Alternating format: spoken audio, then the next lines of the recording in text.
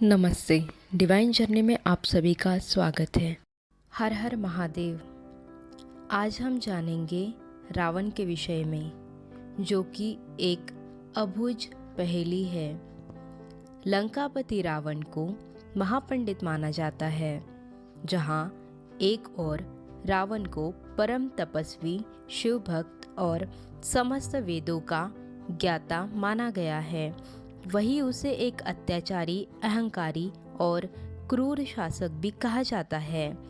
यही विरोधाभास रावण को बनाता है एक अबूझ पहेली।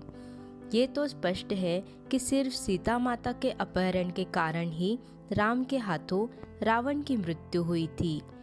ये उस समय की बात है।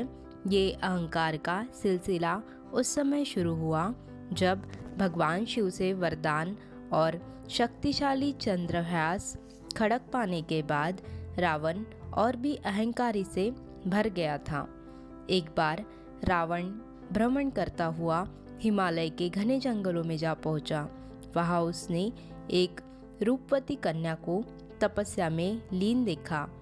कन्या के रूप रंग के आगे रावण का राक्षसी रूप जाग उठा और उस कन्या की तपस्या भंग करते हुए उसका परिचय जानना चाहा।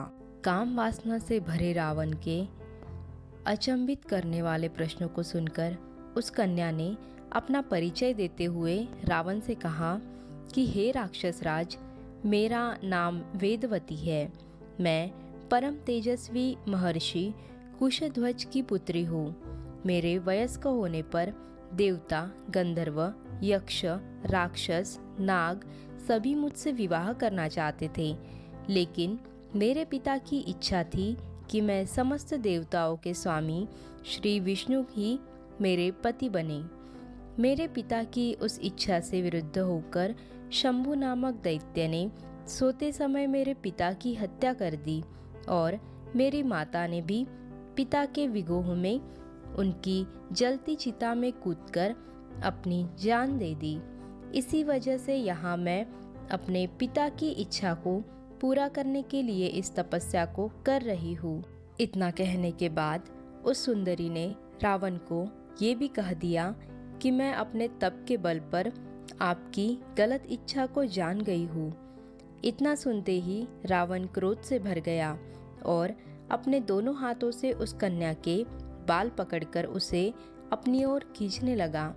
इससे क्रोधित होकर अपने अपमान की पीड़ा की वजह से वह कन्या दशानन को एक श्राप देते हुए अग्नि में समा गई कि मैं तुम्हारे वध के लिए फिर से किसी धर्मात्मा पुरुष की पुत्री के रूप में जन्म लूंगी। मान्यता है कि बिहार स्थित सीतामढ़ी का पुरौना गांव वह स्थान है जहां राजा जनक ने हल चलाया था। शास्त्रों के अनुसार कन्या का एक रूप सीता बनकर रामायण के रावण के मृत्यु का कारण बनी। एक अन्य कथा के अनुसार गृस्मद नामक ब्राह्मण लक्ष्मी को पुत्र रूप में पाने की कामना से प्रतिदिन एक कलश में कुश के अग्रभाग से मंत्रोच्चारण के साथ दूध की कुछ बूंदें डालता था। एक दिन जब ब्राह्मण कई बाहर गया था, तब रावण इसकी कुटिया में आया और यहाँ मौजूद ऋषियों को मारकर उनका रक्त कलश में भर दिया। यह कलश लाकर रावण ने मंदोदरी को सौंप दिया। रावण ने कहा कि यह तेज विष है, इसे छुपाकर रख दो। उन दोनों मंदोदरी रावण के अत्याचार से दुखी थी। एक दिन जब रावण बाहर गया था, तब मौका देखकर मंदोदरी ने कलश में रखा रक्त पी लिया। इसके पीने से मंदोदरी गर्भवती हो गई। लोकलाज के डर से मंदोदरी अपनी पुत्री को कलश में रखकर उस स्थान पर छुपा गई जहाँ से जनक ने उसे प्राप्त किया। दूसरी ओर रावण से जुड़ा यह प्रसंग उसके अंतिम दिनों का है। जिस समय रावण मरने की ओर था, तब श्री राम ने लक्ष्मण को उसके पास भेजा था और कहा था कि उसके पास जाकर बड़े आदर से बैठ जाना और उससे कहना कि हमें कुछ ज्ञान की बातें बताए। लक्ष्मण ने वैसा ही किया।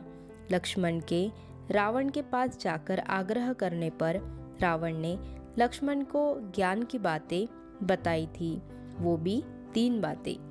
रावण ने कहा था कि जीवन में अंतर जो भी शुभ काम है उसे जल्द से जल्द कर लेना चाहिए और जो अशुभ काम है उसे जितना देर तक हो सके उतना टालना चाहिए, नहीं तो जीवन में पछताना पड़ सकता है। रावण ने कहा, कभी भी शत्रु को खुद से छोटा और कमज़ोर नहीं समझना चाहिए, ये अहंकार की निशानी है। रावण ने कहा कि जीवन में अपने राज को किसी को भी नहीं बताना चाहिए, चाहे आपके लिए कितना भी भरोसेमंद व्यक्ति क्यों न हो। रावण ने कहा कि मैंने अपने राज विभीषण को बताए, इसलिए आज मैं इस तरह अपना सब कुछ छोड़कर मृत्यु को प्राप्त हुआ।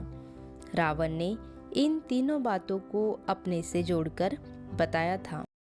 आशा करते हैं वीडियो आपको पसंद आया होगा। वीडियो को लाइक, शेयर और सब्सक्राइब करके कमेंट ज़रूर करिएगा।